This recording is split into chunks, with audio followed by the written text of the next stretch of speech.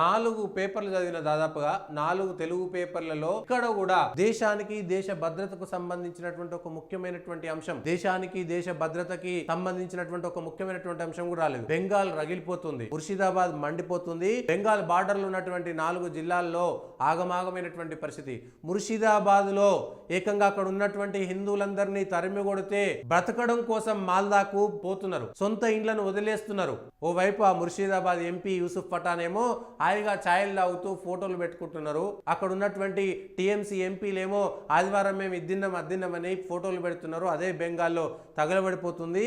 బెంగాల్కి బంగ్లాదేశ్ నుంచి అక్రమంగా బంగ్లాదేశీలు వచ్చి ముర్షిదాబాద్ లో అక్రమంగా తిష్టవేసి అక్కడ ఉన్నటువంటి స్థానిక హిందువులని కొడుతుంటే వీళ్ళ Kashmir files, Kerala files, Gujarat files ఈ సినిమాల మీద ఏవేవో కామెంట్లు వేసారు కదా.